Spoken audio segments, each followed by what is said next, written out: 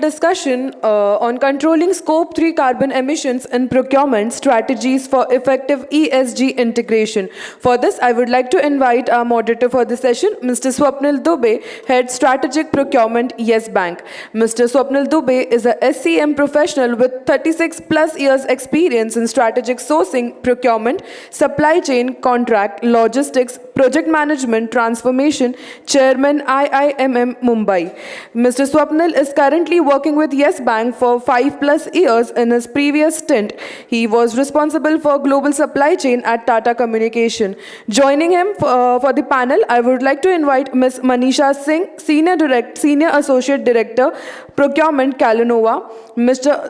Ruchir Shrivastava, Director-Procurement, Key Commodities and Services, Vedanta Resources, and Mr. Shyam Singh, Associate Director, Global Procurement Leader, LTIMindtree. Can we have a huge round of applause for our moderator and all the panelists? So we have two elephants in the room. Should we address them first? Yes or no? Or people are too tired now after so many presentations? Let's kill the elephant. So I am from Yes Bank. How many shareholders here? Any questions? We can address it right now. The bank is doing fine. They've asked me to come here, so keep investing.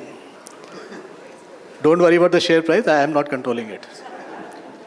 The second elephant in the room is, does eating less food reduce the carbon footprint?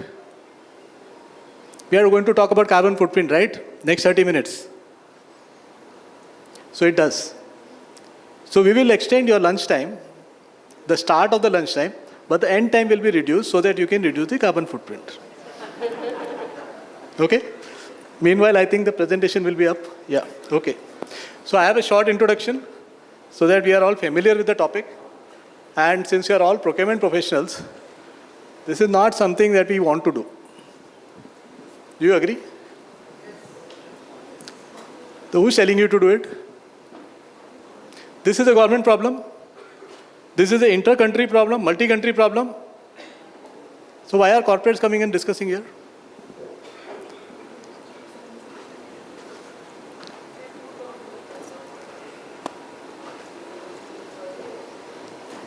Why are corporates here to discuss this? Because the governments are trying to solve the problem, they can't solve on their own. So the richer countries want to just fund it. The Americas and Britains of the world, they are funding this kind of activities. But where are the greenhouse gases getting created? We'll have a look at it. And what are we doing as corporates? How is the problem coming to the corporates?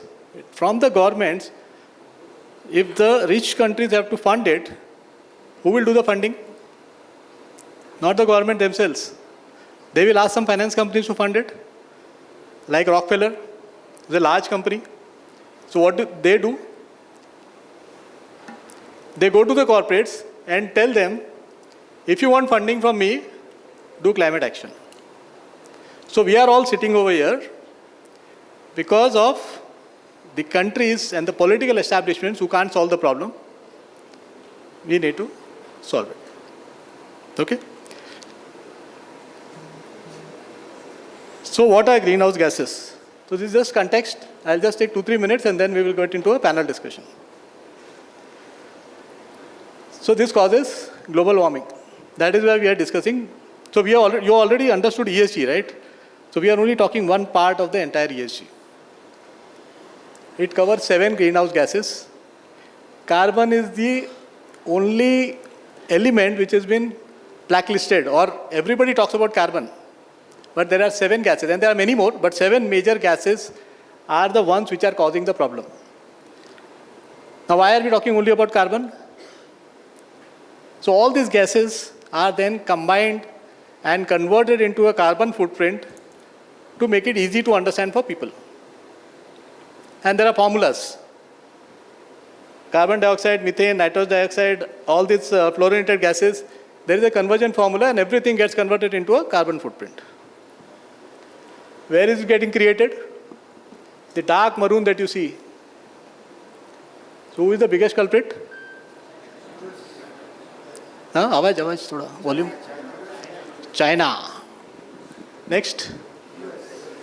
US. And next, India. Next, Brazil. So together, these 4 countries, or maybe one more country, 5 countries, together have got 67% of the carbon footprint of the world. By population, it is more than 50%. Okay, so it is heavyweight. But when you convert it into per capita, what is the situation? China is no longer number 1. India is no longer number 3. US is still there on top. Canada is there on top. So per capita numbers change because we got huge populations. This is how the carbon footprint has grown over a period of time. If you see from 1850 onwards, where is it growing? You can see the pink box, you can see the green box. But India is one of them. And that's why people in India now are sitting in the corporate room and trying to discuss this. So you understood scope 1, scope 2, scope 3? How many people are familiar with this? Oh, small percentage, okay. So I am not going to cover in detail because you have lunch in the afternoon. But I'll just tell you what is scope 1. When you are manufacturing something, when you are delivering a service or creating a service, not delivering a service, you are creating a service, it is whatever emissions you create at that time is scope 1. Simple. So what is scope 2? When you buy energy from third parties, when they produce energy, whatever emissions are incurred, that is scope 2. So if I am buying 10,000 kilowatt of energy, my equivalent share of that greenhouse emission or carbon emission is my scope 2. Scope 3 is now divided into upstream and downstream. There are 2 parts. Okay? So what is the upstream part? Anything prior to production is upstream. Production is already scope 1. So prior to production is scope 3, upstream. During production is scope 1. Energy consumption in the entire chain is scope 2. And then there is scope 3, downstream. Downstream comes in when you are delivering to the end customer. So it is post-manufacturing or post-creating of a service. So scope 3 has 2 parts, but it is all scope 3. Now a simple question for you. Which band are you in? People in A band. So how much greenhouse emissions of the total greenhouse emissions of your company falls into which band? Only for scope 3. How many people think that you are in A group? Less than 25%. That means if your company is having 10,000 metric tons of carbon created, your scope 3 is creating only less than 25% of that. Nobody? People are thinking. Sorry.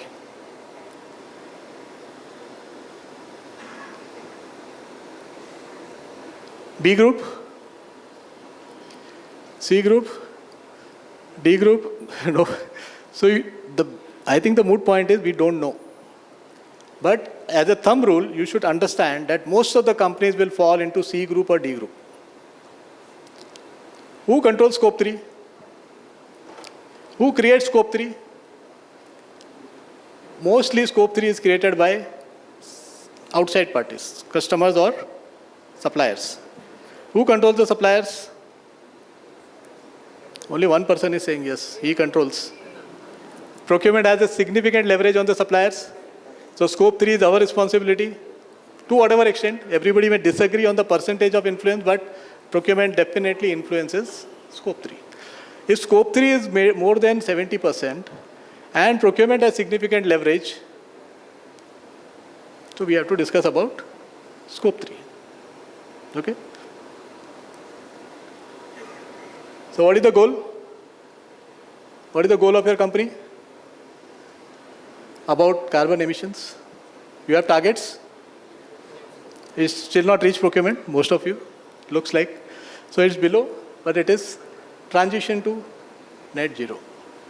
We are all targeting towards net zero. Every company would have a target. At least every listed company would have a target right now. Somebody will say 2030, somebody will say 2050. But you also need to check, is the target for scope 1 and scope 2? Or it is all scopes, scope 1, 2 and 3. So we will discuss all of that in more detail. We got experts over here in the room. They are already introduced. So we'll start the panel discussion. Okay? And किसी को ज़्यादा भूख लग रही है तो they can exit.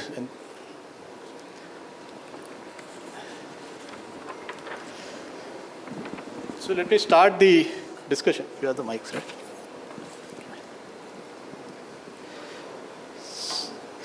So my first question is to Shyam. So we understood what is Scope 3 emissions now, and I think most of the people would have broadly understood. But what are the main challenges that you think are facing tracking and controlling of Scope 3 emissions in the procurement process? Thanks, Swapnil. You rightly elaborated. And if you go for the data, average companies falls under a category wherein you have 70% of your emission coming from Scope 3. Now the point is, being a company, we all are responsible for tracking our supplier scope plus our client scope. Now, if you talk about companies, India perspective, still we are thinking that tracking carbon footprint is a cost. There is no technology in place, there is no skill set in place, so there is no trained manpower.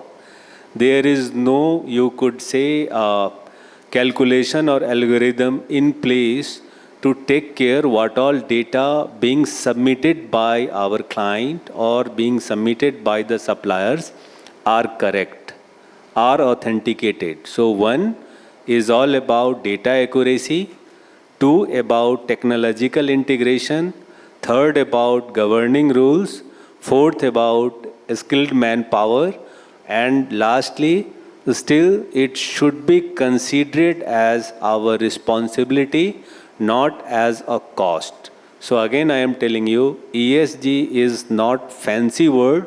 However, it is our compulsion to track and to contribute to the whole ecosystem. So these all challenges are there, Swapnil, right now. And how do you address it? So there are multiple aspects. One aspect is how we could navigate is, one, nowadays, if you see, we have rule in system, all registered company having BRSR, right? So these reportings are getting tracked and companies are more vigilant nowadays. But if I talk about small companies, unregistered companies, 50 to 70% of the suppliers falls under that particular category. So for big company also, or for a small or medium sized company also, it's our responsibility to get it tracked. How we are getting this track? One is we should have a stringent contract in place and also review mechanism. So if we are putting all into that ecosystem, we would educate our suppliers, we would educate our client, certainly we are going to achieve it. But again, it's long way considering all these facts. So Ruchir, next one to you. What role does digital technology play in tracking these kind of emissions? So that's a good question. I don't know if I'm audible. Is it right? Working? So that's a good question, and see, if you can track it, only then you can say whether it is good or bad, whether it can be solvable, not solvable, whether there are options available. So first thing to address the problem is to track it, bring the data on the table.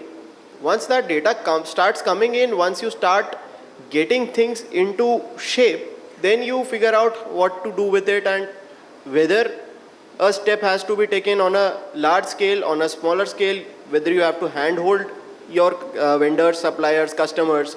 I mean, Scope 3 is a big challenge. I mean, it is, as Swapnil was very kind enough to explain it to us on the definitions part. If you go down deep, there are 12 elements to Scope 3, and half of it is not suppliers alone or customers alone. It's the waste you generate, it's the employees travel, how they travel, where they travel, whether it is by air or not. So I mean, there are multiple challenges our way, and it's not easy to get things into one single jacket. And that's where even authorities have not really forced it down the corporate's throat. They've come up with voluntary disclosures for some, mandatory disclosures for some more. So, I mean, that is to ensure that at least the bigger corporates get digitized first. They try, test, get their suppliers, their partners to work with them, handhold them, get the entire ecosystem geared up towards a challenge which essentially is net zero. And as Swapnil was saying, it could be 10 years down the line, 20 years down the line, 30 years down the line. That is a different story. But then essentially we'll have to get there one day, right? So digitizing is the first step towards knowing how big the problem is, and then we'll be able to decide how to address that. Yeah, thanks. So what gets measured gets the full attention of the management, right? So unless you start measuring these kind of parameters, you would not even know what kind of problems you are going to face. But we are all procurement guys, right? What is our number one KPI? Cost. Delivery होता है, लेकिन सबसे पहला cost, right? So वो तो करना ही है. That is our basic. It's like hygiene. You need to have lunch, you need to have dinner, breakfast also, evening snacks also. So we need to have that, right? So the question to Manisha is, how do you balance when you are trying to have a cost efficiency as one of the biggest KPIs? And how do you balance that with sustainability imperatives which the company is now coming up with? Thanks, Swapnil, for the question. And I think my take on it is slightly different. What I think is more than just balancing the two. I think sustainability is not about, being one of the criteria or one of the pillars of procurement. It is the core of how a procurement process should be run. And there is a task for the procurement leaders as well. And I know there is a lot more alignment in the company now than ever before around it being one of the top priorities, because investors have started asking about ESG and things that we do around sustainability. So there is not a lot of convincing required today, but then in the past it was. And now it is very, very important to understand that sustainability is not something that we can trade off with something else. It has to become the core principle of how we buy and gets embedded into the procurement process. So it is not about balancing. It is basically making it, a criteria for suppliers to get into and become the part of the system. So basically, if you have to get the foot in the door, there has to be sustainability agenda, there has to be sustainability priorities for a supplier to become a part of the system, which makes it slightly different than trying to balance it, which means that we have, as leaders, have to pay a lot of focus and, ask around what do we want in sustainability, be very clear in our supplier selection process. That becomes number one. So whenever a new supplier or vendor needs to get added to the system, there are set of questions, proper surveys, full investigation and interrogation or assessment rather than, interrogation, full assessment done on sustainability, whether the suppliers are good enough to become a part of the system or not. And then, then all the suppliers are at the same platform or at the same page. And then it is all about, the entire procurement process, how we drive it, how the business allocations are done. The second thing is also about how do we make it continuous, and how is this a part of the continuous improvement program, wherein all the suppliers sign up to the targets. It's part of the KPIs that procurement drives. And then how do we assess performance against sustainability as one of the agenda as well. So today we might, or companies might be looking at, suppliers, whether they are sustainable, they are prioritizing sustainability or not. But are they also looked at from a continuous improvement perspective? How are they progressing on their, reporting, CDPs, etc.? And are we rewarding them as per their effort, or say the progress that they have showcased as supplier in the due course of time? So that is my response to the question. Excellent thought process, slightly different from what some of the companies are thinking. It is either or kind of a thing. It's not either or. It's a total embedded kind of a program. So how many people here have got sourcing processes documented? Nobody. Sourcing process is documented. Vendor selection process is documented in your organization. So, some hands. How many of you have integrated sustainability into your sourcing process? Less than 10% of the room. So there is a lot of room for further work on this particular area. Now supplier selection is done, right? Manisha mentioned how you can embed some of the principles of sustainability into your supplier selection. But how do you make it a continuous journey? So question to you, Shyam, is how do you build it into your ecosystem? How do you build it into your contracts, agreements, documentation, etc.? Yeah, Swapnil. So one is supplier selection. For example, we have set of questionnaire, and that supplier is declaring all these data, marking checklist, and then we are approving based on the declaration. Second aspect is we have vendor evaluation process. So how many of you are having vendor evaluation process wherein you are checking what all data supplier are submitting during qualification are in line, that materialistic fact being checked? Okay, fantastic. So see, there is still big room here, Swapnil, right? So what we are doing, we are simply checking suppliers' response based on our designed questionnaire just for checklist, but we are not doing the fact analysis, or you can say evaluation. So every year, or you can say on half yearly, we have supplier connect for their performance evaluation. That is not limited to the deliverable or what all obligation they have on account of delivering supply, but also what all they are declaring under these circumstances. They need to submit all these facts. And believe me, once you start reviewing, you would have great amount of experience coming, whether they are achieving or not, and it will give good message to the whole ecosystem. Means to your suppliers be also aware that if you are dealing with company X, they have a stringent process and they are being reviewed, and that's how things are getting done. However, it's very challenging. Again telling you, considering the fact only 10 to 15% companies are serious on that particular aspect, and being procurement heroes, I would not say leaders, we should do such marketing, right?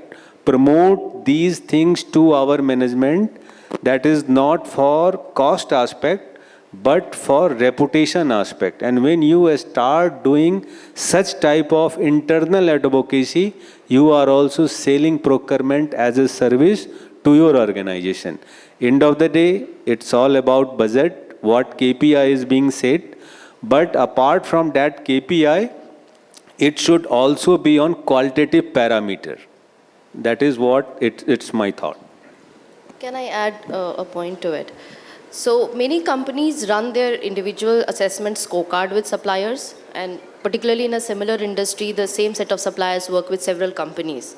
And just think from a supplier perspective, say, suppose there are 10 companies, big MNCs who have sustainability as a part of their priorities and agenda. They run those individual scorecards with those 10 companies. How much of time and energy goes into, the repetitive or duplication of work that happens. And therefore, it is very, very important that we start thinking about more innovative ways of addressing this issue, and so that we free up the bandwidth of our suppliers in just filling up the forms, answering questions of assessment scorecard, towards spending time and energy and investing into actually doing the impact projects.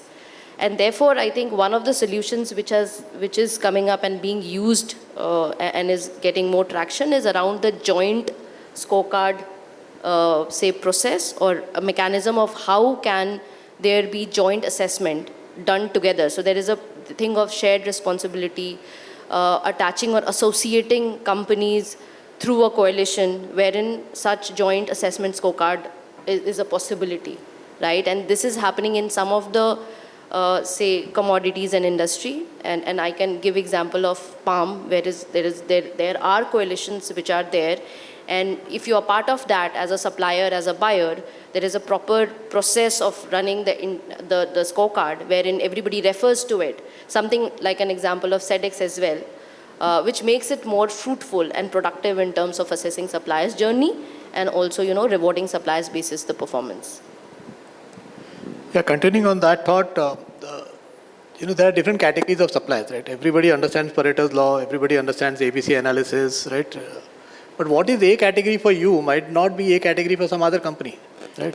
So whosoever might be a very large supplier for you, may not be a very large supplier for some other company, right? And typically, and the reverse, or vice versa also. Somebody can be a very large supplier for you, may not be a very large supplier for some other companies. You may have a very, very large share of business with that particular company, but he might be an MSME player. He might be a small player, right? Or a mid-sized player. He might be having a lot of ambitions, but depending on your business case or business requirements, that supplier could be critical to your business. Maybe by value, maybe by sustainability risk, maybe by some other risk parameter, maybe by some other criteria. Now, when you deal with large MNCs, etc., it is easier to deal with them, right? Because they will have their own ecosystem. They will have probably a sustainability officer to talk to you about sustainability. But when you deal with mid-tier and low-tier suppliers, then the question to you, Manisha, just to follow up on the point that you raised, how do you actually incentivize and move the needle on the smaller and the medium-sized suppliers? And what can you do to ensure that they are also on the path of getting the carbon neutral? I think you partly answered the question that you have asked, Swapnil, which is around one supplier could be big to an X company, other could be to the Y. And therefore, when you collaborate together as all these participants of the supply chain through a forum or a platform, wherein you share information and you look out to that particular platform as a source of, information and assessment, etc., it becomes a joint force. And therefore, the need is to join the forces and then drive solutions and progress in this entire area of sustainability. And therefore, if a supplier is very, very small to me, but is big to my peer, and they are also driving agenda, they can latch on, they can influence, and since they are also a supplier to us, it benefits both the parties, or say all the parties in the system. And therefore, in sustainability, it is very, very important to have those joint collaboration efforts, associate with the right, coalitions, drive agenda together, and it works, and we have seen that in several areas. So incentives typically do not work with suppliers. It is more than incentives. The value systems, the principles, how important is sustainability to a certain company. And you are right, that a medium-sized or a low-sized company as MSME, that might not be a priority today. But if they are growing and if they have a strategic relationship with a big company, you can nudge them, and you can nudge them in the direction and give them time, because sustainability is not a thing of a 1 month or a year. It is a continuous journey, and it is an agenda which has to be looked from a more long-term perspective rather than just short-term. So I think the relationship management, supplier relationship management, how we are driving it jointly as a part of the industry is very, very important. That's very true. Collaboration, there's no option to collaboration, right? And I know one example where one of the large companies is negotiating with a platform provider for capturing the sustainability data. They are negotiating the entire deal for software licensing from that particular company and enabling the suppliers to latch onto that platform at a pre-negotiated price at a bulk level. So a small company or a large company then becomes agnostic to negotiating on their own for these kind of software applications. And the advantage to the large company is that the recipient is that they get the data in a standardized format, because it is coming to the same application. Right? So the aggregation of the data, etc., is easier. So the question to Ruchir is, capturing data, you can do through sustainability tools, etc. But how important is data analytics, and how important you heard about Gen AI, you heard about artificial intelligence, machine learning. How important is that for sustainability kind of requirements? Actually, I would say in most of the corporate boardrooms, the two buzzwords these days is net zero and Gen AI.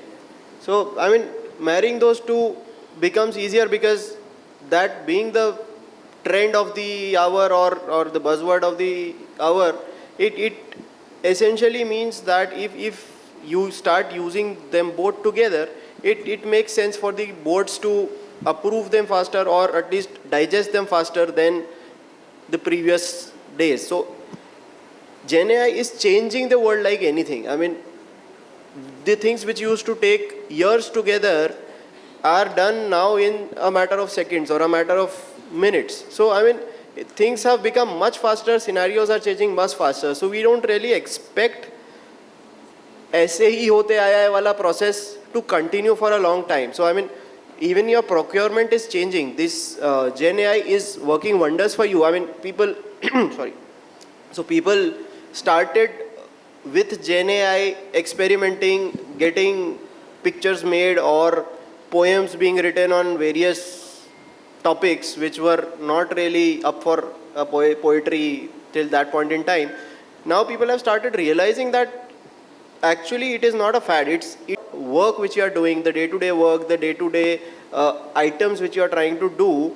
I mean, we saw in the last presentation, you can summarize your contracts in a matter of minutes and without help of subject matter experts, I would say. So similar to the fashion, ESG also requires a very fast or very quick turnaround. So I was just talking to a founder of an insurance company a few days back, and he was telling me that the work he did for 20 years, getting things into picture, building it block by block, he says if he were to start that company again today, right from scratch, he would have done it very differently, and it would have taken him much less time for that go-to-market stuff which you call it. I mean, he would have done it much faster. So, since both these trends are catching up right now, the Gen AI and the net zero or scope 3 or these emissions tracking, I would say it would emerge as a much faster changing world for all of us as procurement leaders, as companies, as organizations and public at large.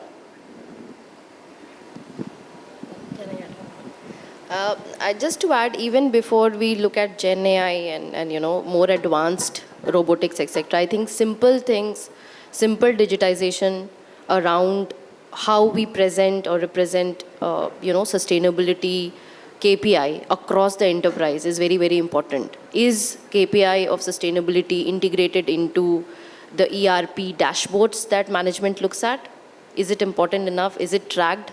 I don't think there are a lot of companies today which tracks sustainability KPI at an enterprise level.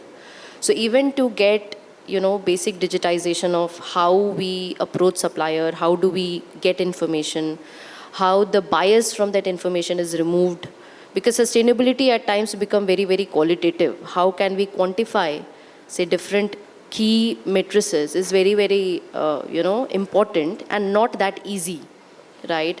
How do you track deforestation? Because when we talk about environment, there is a lot of deforestation happening, and then tracking deforestation at a carbon emission level. These are very important things to happen, and a lot of the communities today struggling in understanding the different standards, which are the acceptable standards, are supplier following the same standards, how can those activity which is happening in the supply chain in terms of deforestation gets translated into carbon emission, and therefore what is a target to be taken. So there are a lot of work which requires a lot of data gathering, data analysis, and then converting that data into the right dashboarding to be able to see and then take targets and see the performance. So a lot of work has happened, but a lot of work needs to happen in the scope 3 emission per se, and the world is evolving very fast, so soon we should have a good solution at hand. Okay, so the hotel management is saying that they will stop the counters in some time, so. I'm sorry to be. So I'll just summarize in 2 points, right? We don't have time for question answer, right? Okay. So first point is, as rightly mentioned by the panelists, PPD is very important, not PPT, PPD. The policy, the process, and data. So unless you have the policy in place, you don't know what process to follow. Unless the policy is aligned to the organization goals and the imperatives, your process doesn't have any meaning, right? Once you have the process, you will have KPIs inbuilt into your process. That's a robust process. So your data should follow the KPIs.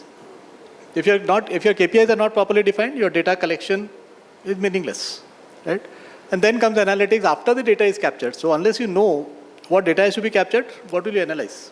Maybe you can start at the end and then go right up to the top. That's an iterative process, but ultimately PPD is important for you. The second point is, how many people over here are familiar with BRSR? Not many? Okay, as since Government of India has announced, or rather SEBI has announced that top 1,000 companies of the country, by listing market capitalization, have to start reporting compulsorily all parameters around sustainability, ESG parameters. It has already got a questionnaire around procurement. Okay, top 1,000 companies. Next year it will be more. Definitely it will keep increasing because the regulatory environment is keeps on increasing. These 1,000 companies take 2 to 3 months to capture their own self-information for BRSR reporting. Now, if government is telling you that you need to capture, for your key vendors, you need to capture the information. Same set of information. It is the same set of information. Multiplied by the number of suppliers that you need to gather the information from. When will it reach procurement? When it is crossing the levels. So it is the right time for you now to start engaging with your sustainability team, understand from them what is required from you, not today. If they come to you in April, the vendors will come back and say, I have not even captured last year's data. Go home. I am not going to give it to you.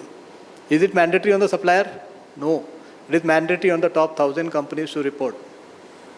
So they will give you something and you will report something. So it is the right time. We are sitting just after Diwali, before Holi. Get your act together. And thank you very much for your time. Thank you very much. Thank you so much, Mr. Singh. To felicitate our moderator, Mr. Swapnil Dubey.